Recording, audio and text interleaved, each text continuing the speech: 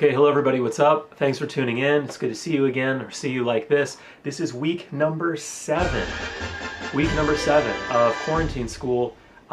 This video is going to be short, but we want to do two really important things. We want to talk a little bit about last week's big lessons, the big takeaways, and then we also want to get into the calendar. So yeah, let's do it. Last week we did two really important things. We read W.J.T. Mitchell's piece on representation, and we got a theoretical framework that we can apply to any text when we talk about what a text represents. It's more than just some kind of loose interpretation based on what we feel. It's actually a set of questions. Mitchell gives us a set of questions that we can ask of any text. We also know that representation is constantly in a state of flux. It's always changing because context is always changing. So we want to use those questions and those ideas to apply to some of the texts that we're going to get into this week and next week. Now, last week we also had a chance to read a very famous essay by a very famous American writer named W.E.B. Du Bois. Du Bois is talking a lot about kind of where we are as Americans in the early 20th century, very, very early 20th century, actually 1898, but it's not published until 1901, whatever. Anyway, he's writing about where America is at the turn of the century, and he's kind of disappointed. He feels like there were some promises that the country didn't live up to, and he also feels that education is one of the biggest ways to liberate oppressed people in America, particularly African American people, formerly enslaved people, that education is the way to go. And he also is a big champion of music for reasons that we'll probably get to later on. So the reason that we read both of these pieces is because they are so incredibly important when we read Fences by August Wilson. I would argue one of the greatest American playwrights, but an American playwright who is deeply invested in ideas of representation and also in the power of music, the way that Du Bois talked about. So now that we talked a little bit about what last week looks like, let's preview the calendar and then we'll get into it. Okay, this is week number 7. So for Monday's class, you kind of have an easy assignment. It's one that I think is really important, but also really cool. You're going to take an hour, and you're going to watch this biography of August Wilson, the great playwright. Now, some of you may feel like, man, an hour-long biography of a playwright, that doesn't sound very exciting, but I'll ask you to just keep an open mind. August Wilson's life was really unusual. And if you're a fan of theatrical history, just American history in general, if you're really interested in creative writing or learning about creative people whose lives take strange turns, all of that stuff is included in this film.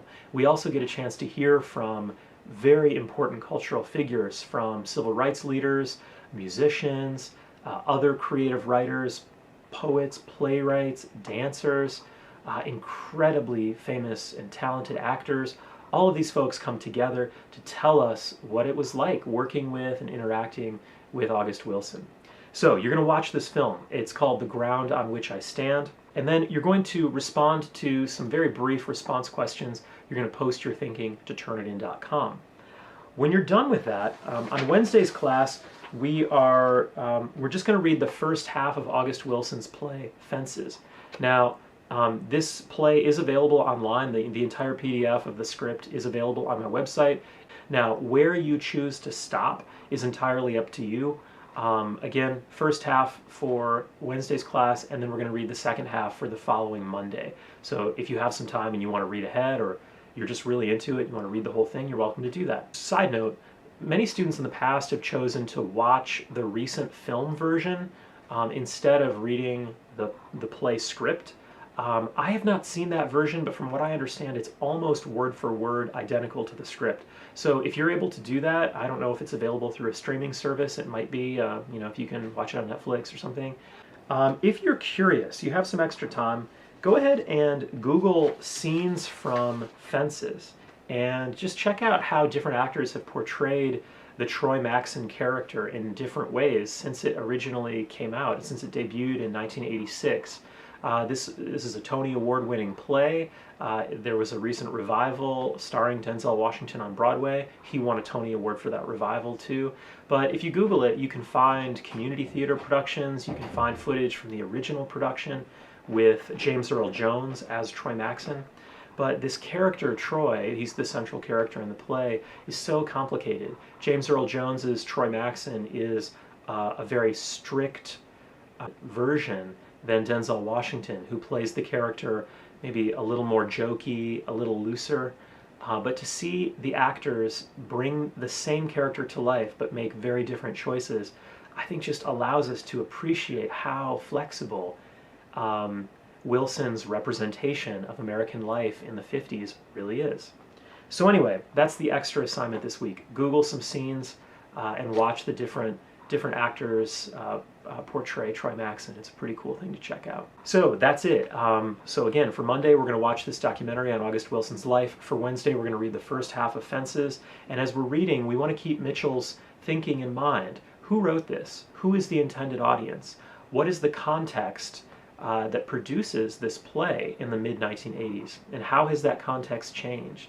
And then also, how does music play an important role in this play in terms of representing the struggles of the characters? Du Bois would ask that question, and I would urge all of you to ask that question as well. So that's it. That's what this week looks like. If you have any questions or concerns, of course, drop them in the group chat or reach out to me individually, and we can address them then.